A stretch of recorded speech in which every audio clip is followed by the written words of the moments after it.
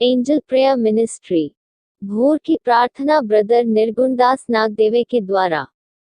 इस भोर के समय और महीने के आखिरी दिन हम प्रभु के वचनों में से कुछ बातों को देखेंगे। बाइबल के अनुसार भजन संहिता 116 उसका 8वां आयत कहता है, तूने मेरे प्राण को मृत्यु से, मेरी आँखों को आंसू बहाने से और मेरे पाँव को ठोकर खाने से बचाया है। इसमें से हम तीसरी बात आज वचन के द्वारा सीखेंगे, देखेंगे। और मेरे पाँव को ठोकर खाने से तूने बचाया है। प्रभु का वचन कहता है कि परमेश्वर ने हमारे पाँव को ठोकर खाने से बचाया है। इस प्रकार से बचाया है, बाइबल के अनुसार बाइबल में लिखा है इसमें, हे मेरे पुत्र, ये बातें तेरी दृष्टि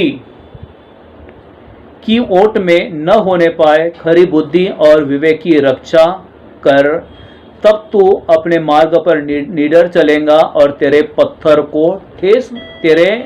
पाँव को पत्थर से ठेस न लगेंगी। निश्चय परमेश्वर ने हमारे पैरों को ठोकर खाने से, हमारे पाँव को ठोकर खाने से बचाया है। इस बात के लिए हम परमेश्वर का धन्यवाद देंगे, क्योंकि परमेश्वर की ये महाकरुणा का फल है कि हमने अभी तक और आप में से किसी ने अभी तक ठोकर नहीं खाया, और ठोकर नहीं के खाने के कारण आज हम उसमें आशीषित है। बाइबल में लिखा है मत्ती 10:16 में, सांपों के समान बुद्धिमान और कबूतरों के समान भोले बनो।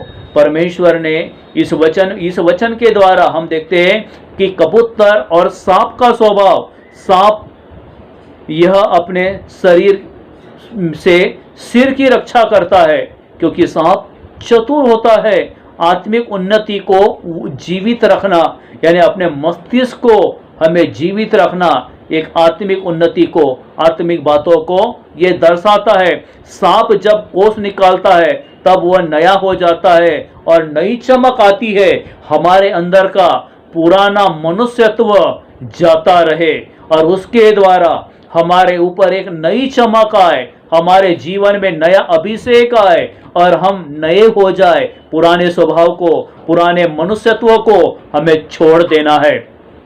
जब हम पुराने मनुष्यत्व को, पुराने स्वभाव को जब हम छोड़ देते हैं तो परमेश्वर का मस्सा और नूर हम पर प्रकट होता है।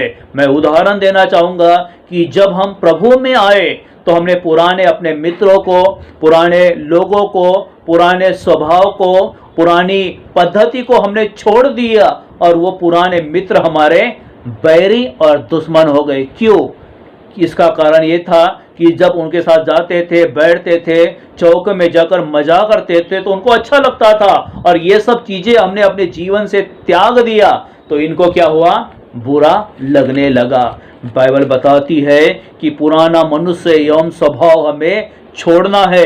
कबूतर का ये दूसरा, पहले हम सांप के स्वभाव के बारे में देखें, हम कबूतर के स्वभाव के बारे में देखें कि कबूतर में पित्ताशय नहीं होता, अर्थात कबूतर के अंदर कोई कड़वाहट नहीं होती। हमारे जीवन में भी पित्ताशय, और हमारे जीवन में भी जब हमारा शरीर नया हो जाता है तो उसमें कड़वाहट ना हो। हमारे शरीर में भी कड़वाहट प्रभु यीशु के नाम से निकलने जाए। हमारा बोलना हमारे लोग अच्छा समझे, हमारा चलना लोग अच्छा समझे। मैं आपको एक चीज बताना चाहूँगा कि आपकी 2 आंखें हैं, आप 2 आंखों से देखते हो, लेकिन आपको देखने वाले 50 आंखें रहती है और 50 लोग आपको देखते हैं। आपका बोलना, आपका स्वभाव, आपके आचार विचार, ये सब लोग देखते हैं। इसीलिए आपके अंदर कड़वाहट ना हो, आपका स्वभाव इतना कठोर ना हो, क्योंकि परमेश्वर ने आपको सांपों के समान चतुर और कबूतर के समान भोला बनाया है। सांप जो रहता है वो कुंडली मार के जब बैठता है तो अपने सिर की रक्षा करता है, लेकिन कबूतर भोला होता है, और भोला होने के कारण वो भोला होने के कारण उसमें कड़वाहट और पित्ताशय नहीं होता। हमारे सामने अच्छा अच्छा बोलते हैं लोग और हमारे पीछे विरुद्ध बातें करते हैं, कोई बात नहीं, परमेश्वर वो सब चीजों को देख लेते हैं। कबूतर एक जगह बैठकर बोलते रहता है गुटर गुटर गुटर, तो समझ लेना कि हमें भी परमेश्वर की महिमा एक जगह बैठ करके करना है, क्योंकि परमेश्वर ने मेरे और आपके पाँव को ठोकर खाने से बचाया है। इस महामारी के समय में परमेश्वर ने आपकी और मेरे पैरों की रक्षा की है। लिखा है, प्रभु आपका धन्यवाद, परमेश्वर, प्रेज द लॉर्ड, हालेलुया। ये सब एक जगह पर बैठकर आप बोलिए, क्योंकि परमेश्वर ने हमें मृत्यु से बचाया, परमेश्वर ने हमें कोरोना महामारी से बचाया, और परमेश्वर ने अपना अनुग्रह, परमेश्वर ने अपनी महिमा हमारे जीवन के ऊपर उंडेला। नीति वचन की पुस्तक 4 उसका 11 और 12 वचन इस प्रकार से कहता है, मैंने तुझे बुद्धि का मार्ग बताया और सच्चाई के पथ पर चलाया, चलने में तुझे रोक टोक न होंगी, और चाहे तो दौड़े तो भी ठोकर नहीं खाएगा।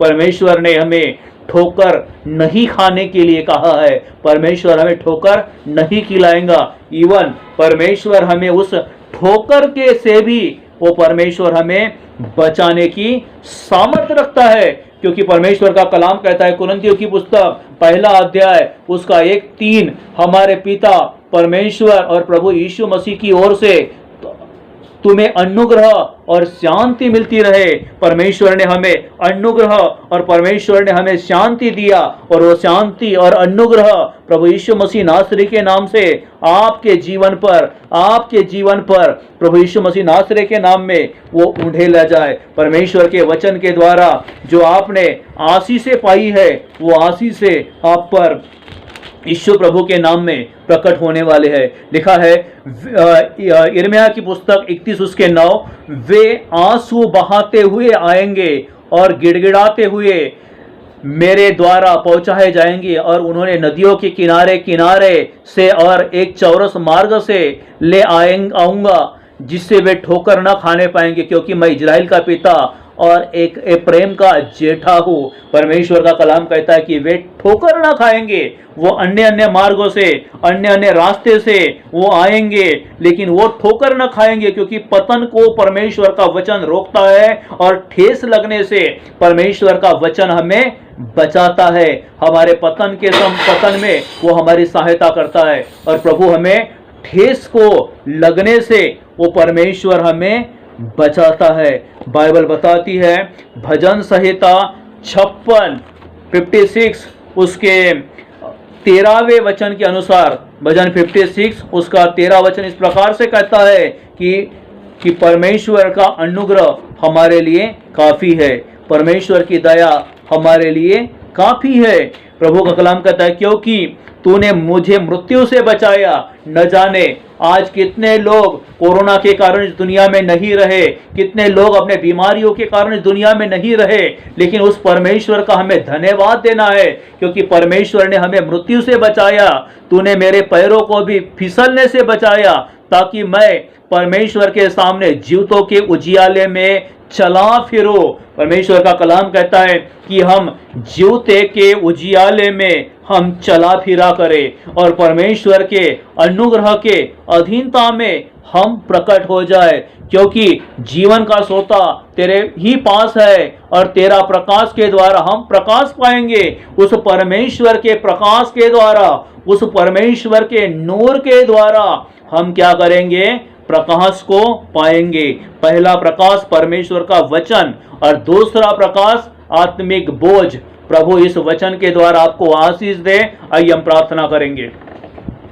प्रभु जी, इस भोर के समय परमेश्वर हम आपको धन्यवाद देते हैं। प्रभु जी, आपने हमारे पैरों को ठोकर खाने से बचाया। प्रभु जी, इस बात के लिए परमेश्वर हम आपकी महिमा और तारीफ करते हैं। प्रभु जी, परमेश्वर आप राजाधिराज हो, आप प्रभु हो के प्रभु हो, आप सामर्थ्य ईश्वर हो प्रभु जी। और परमेश्वर आपने हमें मृत्यु के फंदे से, पैरों को ठोकर लगने से और हमारे प्राणों की प्रभु आपने रक्षा किया पिता। इस बात के लिए प्रभु हम आपको धन्यवाद देते हैं पिता। इस भोर के समय प्रभु हम आपकी महिमा गाते हैं प्रभु जी। जितने लोग प्रभु यूट्यूब के माध्यम से इस वीडियो को देखते हैं प्रभु, इस वचन को सुनते हैं पिता, इस वचन को देखने के द्वारा प्रभु तेरे लोग आशीषित हो जाए और उन पर प्रभु तेरा वचन प्रबल हो प्रभु जी। इस भोर के समय प्रभु जी अपने वचन को भेजकर प्रभु आप अपने लोगों को चंगा करना प्रभु, और अपने लोगों पर प्रभु जी अपनी बेदारी, महिमा और सामर्थ को उंडेलना प्रभु जी। परमेश्वर तेरे महान अनुग्रह के लिए तेरा धन्यवाद प्रभु जी। परमेश्वर तेरे लोगों के दिन के कार्यों को आशीष देना, तेरे लोगों पर प्रभु महिमा प्रकट करना और तेरे लोगों को प्रभु जी अपने अनुग्रह और जलाल से परमेश्वर आप ढांप लेना प्रभु जी। तेरे लोगों के प्रभु आज सब काम सफल हो जाए, तेरे लोगों पर तेरी करुणा बनी रहे, तेरे लोगों पर तेरी आशीषें बनी रहे और तेरे लोग प्रभु जी तेरे महिमा अनुग्रह से ढप जाए परमेश्वर। प्रभु तो राजाधिराज है, महिमामयी परमेश्वर है, सर्व सामर्थ्य ईश्वर है प्रभु। तेरा वचन तेरे लोगों पर प्रबल हो और तेरे लोग आशीषित होने पाए प्रभु जी। सारी बातों को परमेश्वर मैं आपके हाथों में देता हूं और इस प्रार्थना को यीशु मसीह नासरी के नाम में मांगता हूं पिता, सुन और ग्रहण कर। आमीन आमीन। प्रभु आपको आशीष दे। आप हमारा वीडियो सुनते हो, नीचे प्रभु आपको ब्लेस करे। आप हमारे चैनल को सब्सक्राइब करें ताकि आने वाला वीडियो आपको सहज और आसानी से मिल जाए। सब्सक्राइब करने के लिए आप यूट्यूब में डालें एंजल प्रेयर मिनिस्ट्री, इसको सब्सक्राइब करके आइकॉन का बेल बटन दबाइए और आने वाला हर एक वीडियो आपके मोबाइल पर आसानी से पहुंच सके। Please do subscribe our YouTube channel friends and follow us on Instagram.